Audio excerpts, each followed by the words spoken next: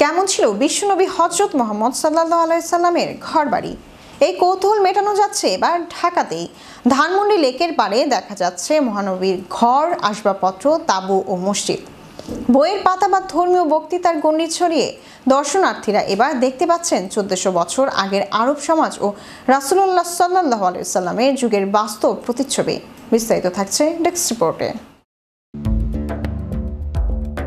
কেমন ছিল বিশ্বনবী হযরত মুহাম্মদ সাল্লাল্লাহু আলাইহি সাল্লামের ঘরবাড়ি? এই কৌতূহল মেটানো যাচ্ছে এবার ঢাকাতেই। ধানমন্ডি লেকের পাড়ে দেখা যাচ্ছে মহানবীর ঘর, আসবাবপত্র, তাঁবু ও মসজিদ। বইয়ের পাতা বা ধর্মীয় বক্তৃতার গণ্ডি ছাড়িয়ে দর্শনার্থীরা এবার দেখতে পাচ্ছেন 1400 বছর আগের আরব সমাজ ও রাসূলুল্লাহ সাল্লাল্লাহু আলাইহি সাল্লামের যুগের বাস্তব প্রতিচ্ছবি।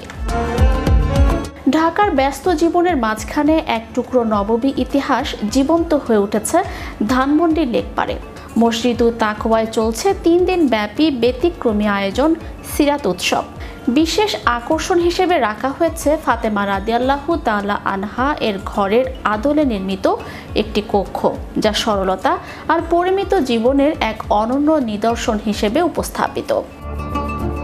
পাশাপাশি রয়েছে আম্মাজান আয়েশা রাদিয়াল্লাহু তাআলা আনহা সহ উম্মুল মুমিনীদের ঘর, যা মাটির দেয়াল ও প্রাকৃতিক উপাদানে তৈরি করে তুলে ধরা হয়েছে নবীজির জীবনের আত্মিক অধ্যায়। প্রদর্শনীতে দর্শনার্থীদের চোখ পড়বে নবীজির মেম্বারের আদলে নির্মিত একটি স্থাপনা, যা স্মরণ করিয়ে দেয় ইসলামী দাওয়াত ও রাষ্ট্র গঠনের সূচনা লগ্নকে।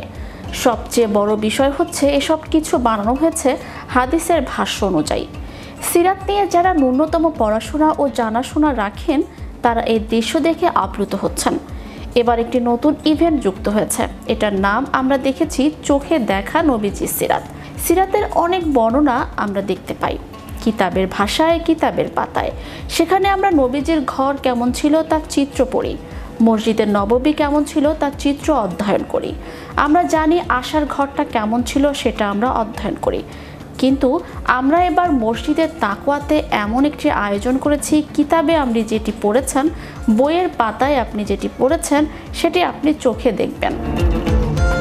প্রতিদিন সকাল 10টা থেকে রাত 9টা পর্যন্ত দর্শনার্থীদের জন্য উন্মুক্ত এই সিরাত উৎসব শুরু হয়েছে বুধবার, শেষ হবে শনিবার। মাত্র 3 দিনের এই আয়োজন সীমিত সময়ের হলেও এর আবেদন ও প্রভাব দীর্ঘস্থায়ী হয়ে থাকছে দর্শনার্থীদের মনে। এই সিরাত উৎসব আয়োজনের মূল বার্তা হলো নবীজির সিরাত কেবল ইতিহাস নয়, এটি হলো জীবনের পথ নির্দেশ। প্রতিটি মানুষ তার জীবনে এই আদর্শকে ধারণ ও অনুসরণ করলেই সমাজে ফিরে আসবে সেই শান্তি, সেই মানবতা, যা প্রিয় নবী প্রতিষ্ঠা করে গেছেন 1400 বছর আগেও। Channel Europe news desk.